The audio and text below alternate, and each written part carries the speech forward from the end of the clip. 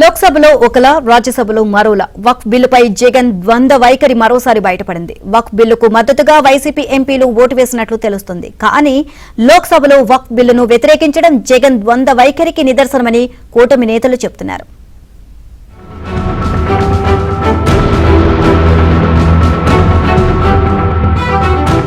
వక్ఫ్ చట్టానికి అనేక సవరణలు చేస్తూ కేంద్ర ప్రభుత్వం బిల్లును ప్రవేశపెట్టింది. ఈ బిల్లుపై లోక్సభలో బుధవారం, రాజ్యసభలో గురువారం అర్ధరాత్రి దాటిన తర్వాత కూడా చర్చలు, ఓటింగ్ జరిగింది. ఎన్డీఏకు బలం ఉన్న లోక్సభలో ఈ బిల్లును వైసీపీ వ్యతిరేకించింది.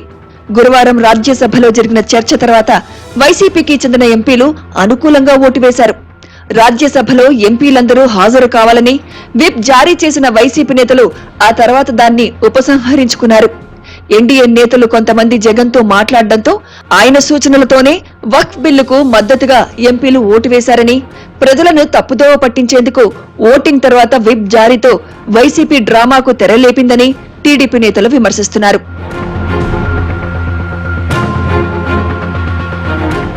ముస్లింలకు తాము మాత్రమే అండగా నిలిచామని ఫోజులిచ్చిన జగన్ ఢిల్లీ వెళ్లి వారిని మోసం చేశారని టీడీపీ పోలిట్ బ్యూరో సభ్యులు ఎమ్మెల్యే నక్కా ఆనంద్ బాబు విమర్శించారు. వైసీపీకి ఎటువంటి స్టాండ్ లేదని, టీడీపీ ఎప్పుడూ ఒకే స్టాండ్ పై ఉంటుందని ఆయన గుర్తు చేశారు. వక్ఫ్ బిల్లుతో ముస్లింలకు ఏ విధమైన నష్టం జరగకూడదనే ఉద్దేశంతో సవరణల సమయంలో టీడీపీ చెప్పిన విషయాన్ని ఆనంద్ బాబు గుర్తు చేశారు. లోక్సభలో వ్యతిరేకంగా వ్యవహరించి రాజ్యసభలో అనుకూలంగా వ్యవహరించడం ద్వంద్వ రాజకీయానికి నిదర్శనమని ఆనంద్ బాబు చెప్పారు. జగన్ తల్లిని, చెల్లినే కాదు, చివరకు ముస్లింలను కూడా మోసం చేశాడని ఆయన విమర్శించారు.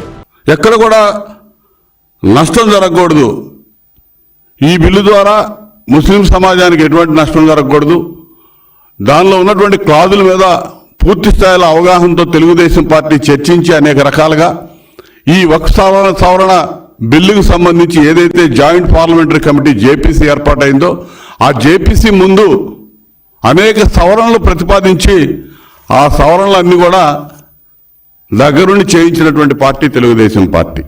ఈ విధంగా బయటకు ఒకటి చెప్పి లోపల ఒకటి చేసి ఈ విధంగా ప్రవర్తించిన దేనికి? నువ్వు రాజ్యసభలో అనుకూలంగా ఓటు ఎందుకు వేసావు? నీ మీద ఉన్న కేసులు, భయము, నీకు మళ్ళా వాళ్ళని చూస్తే భయం, కేంద్ర ప్రభుత్వాన్ని చూస్తే వణుకు నీకు. జగన్ వైఖరి ఇప్పుడు రాష్ట్రంలో చర్చనీయాంశంగా మారింది. వక్ఫ్ బిల్లు మైనార్టీలకు వ్యతిరేకమంటూ వైసీపీ వ్యాఖ్యలు చేసి రాజ్యసభలో సైలెంట్ గా మద్దతివ్వడంపై టీడీపీ నేతలు నిలదీస్తున్నారు.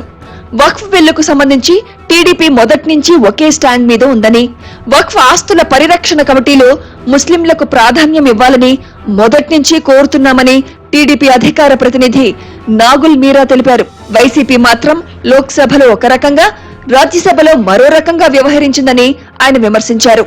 గతంలో ముస్లింల పక్షపాతి అని చెప్పి గొప్పలు చెప్పుకున్నటువంటి వైసీపీ నాయకుడు జగన్మోహన్ రెడ్డి గారు ఈరోజు ఎందుకని పార్లమెంట్ లో తన ఎంపీల ద్వారా సవరణలు ఎందుకు ప్రతిపాదించలేదని చెప్పి సూటిగా ఈ సందర్భంగా నేను ప్రశ్నిస్తా ఉన్నా.